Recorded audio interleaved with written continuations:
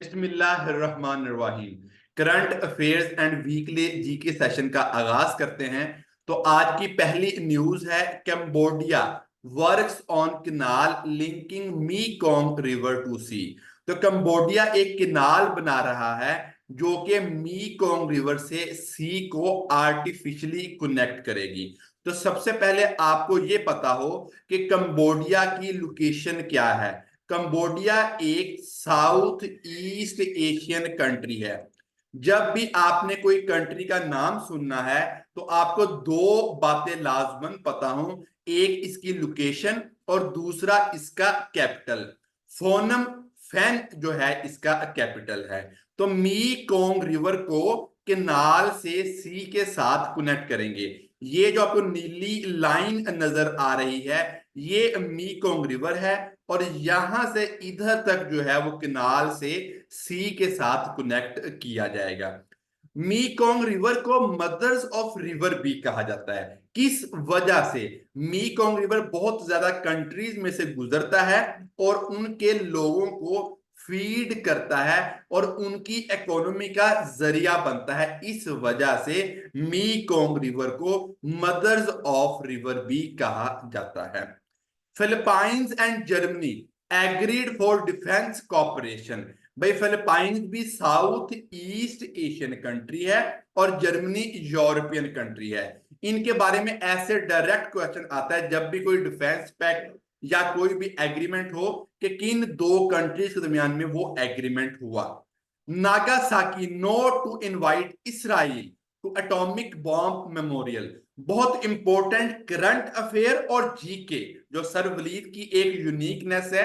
आपको पता है कि जापान पे 1945 में एटम बम्स गिराए गए। तो भाई हर साल जो है वो जापान एक मेमोरियल करता है, यानी उनकी याद में एक सोग मनाता है हर साल अगस्त 6 को और अगस्त 9 को। इस बार 2024 में क्या हुआ, उन्होंने इसराइल को इनवाइट नहीं किया जापान वालों ने।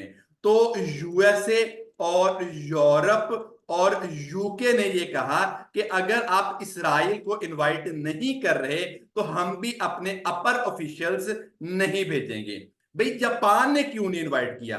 वो कहते हैं कि इसराइल और फलस्तीन का क्योंकि इशू चल रहा है तो लोग नारेबाजी करेंगे कि इसराइल जुल्म कर रहा है। हमने इस लड़ाई झगड़े से बचने के लिए एक पुरसकून पीसफुल मेमोरियल करने के लिए इसराइल को इनवाइट नहीं किया।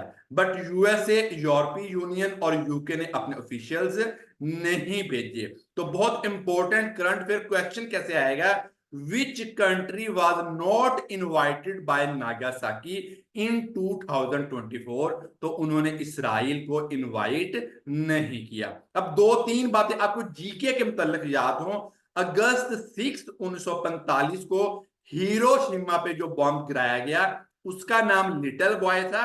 पहले छोटा बच्चा होता है और जब वो बड़ा हो जाता है तो वो मोटा आदमी हो जाता है। तो अगस्त 9 नागासाकी को फैट मैन गिराया गया। मैं दोबारा इसकी ट्रिक रिपीट कर देता हूं। पहले छोटा बच्चा होता है, अगस्त 6 को गिराया गया। फिर मोटा आदमी वो बन जाता है अगस्त 9 को। पहले छोटा बच्चा आएगा और फिर मोटा आदमी आएगा, जो दो एटम बॉम्ब्स के नेम है। टिम वेल्स जो 2024 में इलेक्शन होंगे उनमें वाइस प्रेसिडेंट की नॉमिनी टिम वेल्स की है। याद रहे अभी जो पिछली वाइस प्रेसिडेंट हैं वो कैमला हारिस हैं जो कि न्यू प्रेसिडेंटशिप के लिए खड़ी हुई हैं। और करंट जो वाइस प्रेसिडेंट अब न्यू खड़े होंगे 2024 में आने वाले इलेक्शन में वो टिम वेल्स हैं। तो आपको पिछले वाइस प्रेसिडेंट का और आने वाले वाइस प्रेसिडेंट का लाजमन पता होना चाहिए। OIC organisation of Islamic cooperation 57 members largest Islamic organisation जो है उसका इजलास कहां पे हुआ? जद्दा में। It says Israel responsible for Hamas Haniyeh killing. भाई इन्होंने अपने इजलास में सिर्फ बातें करने के लिए ये लोग हैं कि भाई इजलास में कहा कि इसराइल रिस्पॉन्सिबल है, कोई बाइकआउट नहीं कर रहे, कोई चीज नहीं करे। इसकी वजह क्या होती है, थोड़ा सा आपको पास्ट बैकग्राउंड बताता हूं कि इन कंट्रीज ने दूसरे यूएसए यूके वगैरह से ऐसे एग्रीमेंट्स किए हुए हैं कि अगर ये खुल के खड़े होंगे तो वो एग्रीमेंट्स को आंच पहुंचेगी, इस वजह से जो है ये खुल के सामने नहीं आते। Turkey joined South Africa Israel case at international court of justice. भाई आपको पता है कि सबसे पहला कंट्री साउथ अफ्रीका था जिसने दिसंबर में इसराइल के खिलाफ केस किया था कि फलस्तीन पे हमला बंद करें, तो तुर्की ने भी इसको ज्वाइन कर लिया है। हमास के न्यू चीफ का ऐलान हो गया है, यहया सिनवार जो हैं हमास की पॉलिटिकल पार्टी के नए चीफ हैं, और हमास का लग़वी मतलब जील है। Great barrier reef located in Australia, ठीक है, इंडेंजर्ड बाय हॉट वेदर। भाई ये क्या होता है कि जो जानवर या पौधे डेड मर जाते हैं वो एक रॉक की शक्ल, चट्टान की शक्ल इख्तियार कर लेते हैं।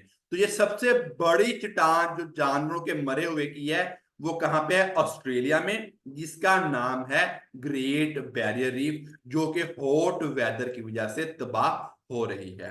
भाई बांग्लादेश का तो सबसे पता होगा आपको, बट इंपॉर्टेंट बातें जो बाकी करंट अफेयर्स वालों ने नहीं बताई, हसीना वाजद किस डेट को भागी, 5 अगस्त को, या किस दिन प्रोटेस्ट जो है वो शदीद इख्तियार हो गए, वो 5 अगस्त को, और हसीना वाजद जो है वो, या हुकूमत किस दिन तबाह होगी, 5 अगस्त को। हसीना वाजद कब से प्राइम मिनिस्टर थी, 2009 से, और female longest serving prime minister थी। बहुत बहुत इंपॉर्टेंट, सबसे लंबी female longest serving prime minister कौन थी, वो हसीना वाजद थी। कहां पे इनका जहाज लैंड किया, इंडिया के शहर गाजियाबाद में जो है हसीना वाजद का जहाज जो है वो लैंड किया।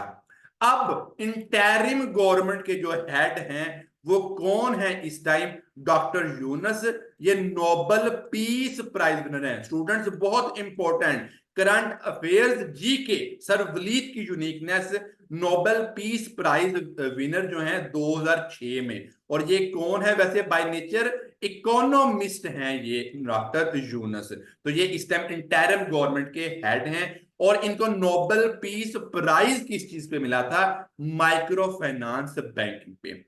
खालदा जिया जो हैं ये ऑपोजिशन लीडर या ऑपोजिशन फिगर थी जो कि जेल में थी, इनको भी आजाद कर दिया गया हसीना वाजद के जाने के बाद। अब अगली बहुत इंपॉर्टेंट न्यूज है, फार राइट्स लड़ाई झगड़े, राइट्स RIOTS लड़ाई झगड़े इन दी यूके। कौन सी कंपनी, कौन सी कमेटी, कौन सी पार्टी जो है वो झगड़े कर रही है यूके में, यूनाइटेड किंगडम में, फार राइट्स। थोड़ा सा बैकग्राउंड बता दूं और क्वेश्चन बता दूं, वो सिंपल क्वेश्चन पूछेगा, फार राइट्स लड़ाई झगड़े या rights in the which country, USA UK France Germany, तो ये यूके में हुए। अब हुआ क्या भाई, किसी लड़के ने जो है दूसरे 2-3 स्टूडेंट्स पे हमला कर दिया, और आर्टिफिशियल इंटेलिजेंस का आप सबको पता है, इसके थ्रू लोगों ने मिस इंफॉर्मेशन क्रिएट कर दी कि मुस्लिम्स ने जो है वो ये अटैक किया है, तो पूरे मुल्क में लड़ाई झगड़े होना शुरू हो गए। बाद में ये चीज क्लियर भी हो गई कि ये मुस्लिम्स का हमला नहीं था, ये यूके वाले नॉन मुस्लिम्स ही आपस में लड़ रहे थे। बट अब ये लड़ाई झगड़े शदीद हो गए हैं, तो इसका नाम क्या है, far rights in the United Kingdom. भाई स्पोर्ट्स के मतलब सर वलीद ने बहुत जबरदस्त 5 मिनट की सिर्फ वीडियो अपलोड की है, जिसको 2500-2700 सब्सक्राइबर में से सिर्फ 150 के थोड़े सब्सक्राइबर्स ने देखा। भाई क्या वजह है कि इतनी अच्छी इंफॉर्मेशन जो है आपको हजम क्यों नहीं होती। तो अरशद नदीम गोल्ड मेडल 40 साल के बाद लेके आया है, पहले गोल्ड मेडल ओलंपिक्स में 1984 में आया था, और ब्रॉन्ज मेडल जो है वो 1992 में आया था। तो ये मुझे नहीं लगता कि अच्छी इंफॉर्मेशन आप लोगों को हजम होती है। ओलंपिक्स में सबसे तेज वोमेन 100 मीटर की रेस में सबसे पहले आने वाली खतून लूसिया, और सबसे तेज आदमी 9 जो हैं ये ओलंपिक्स में किरार पाए। जो टेनिस का मशहूर प्लेयर है नोवैक डिजोकोविक, इन्होंने अल्कैरस जो स्पेन के थे, नोवैक जो है ये सर्बिया से ताल्लुक रखते हैं और अल्कैरस जो है ये स्पेन से ताल्लुक रखते हैं। तो नोवैक ने अल्कैरस को हरा दिया टेनिस के फाइनल में। मस्जिद नबवी इमाम डॉक्टर सलाह बिन मोहम्मद अल बुदैर, इन्होंने पाकिस्तान का विजिट किया है। इंपॉर्टेंट पर्सनैलिटी हैं, आपको नेम लाजमन पता होना चाहिए। पाकिस्तानी ट्रक स्ट्रैंडेड, फंस गए एट तोरखम बॉर्डर। पाकिस्तान और अफगानिस्तान के बॉर्डर ओपनिंग का नेम आपको लाजमन पता होना चाहिए, या बॉर्डर क्रॉसिंग का। तो तोरखम, चमन, स्पिन बोलदैक जो है ये border crossing Pakistan and Afghanistan के दरमियान में है। Amna Baloch will replace Syrus Qazi as foreign secretary. Pakistan की नई फॉरेन सेक्रेटरी जो है वो आमना बलोच जो है वो साइरस काजी को रिप्लेस करेंगी। अब नई फॉरेन सेक्रेटरी कौन होंगी? Amna Baloch. Personalities of this week, Bangladesh के आर्मी चीफ जिन्होंने टेक ओवर किया हसीना वाजिद के जाने के बाद, जनरल वकीरुज्जमा, बहुत इंपॉर्टेंट है, आपको पता होना चाहिए। प्रेसिडेंट कौन है बांग्लादेश के? शहाबुद्दीन। और इस टाइम यंगेस्ट प्राइम मिनिस्टर पूरी दुनिया में, current serving youngest prime minister, आपको पता होना चाहिए सर्विंग यंगेस्ट प्राइम मिनिस्टर कौन है? गैब्रियल अतल फ्रॉम फ्रांस। ये भी आपको बहुत इंपॉर्टेंट इंफॉर्मेशन दी गई है। Spin Boldak is located in Afghanistan, direct ये पास्ट पेपर्स में क्वेश्चन आया हुआ है। Fathers of river Indus river है और मदर्स ऑफ रिवर मीकोंग। पहला एक्सपेरिमेंटल एटॉमिक बम कहां चलाया गया? ठीक है, ये न्यू मैक्सिको यूएसए के इलाके में चलाया गया। न्यू मैक्सिको जो है ये यूएसए के इलाके में चलाया गया। मैक्सिको इटसेल्फ एक कंट्री है। ये जीके पेयर ऑफ वर्ड्स में भी सर वलीद ने आपको बताया है। तो अब आगे चलते हैं वोकैबुलरी की तरफ। डिफाइंस रेजिस्टेंस मतलब होता है, और रिवोक मतलब कैंसिल कर देना होता है। तो मुझे उम्मीद है कि हर बार की तरह यहां भी आप लोग कमेंट नहीं करेंगे, एक लाइक का बटन नहीं प्रेस करेंगे, तो फिर भी आपको याद दहानी जरूरी होती है, क्योंकि आप लोग मुझे याद करवाएं ना करवाएं, मेरे करंट अफेयर्स आप लोग के लिए हर वीक लाजमन आते हैं। अस्सलाम वालेकुम।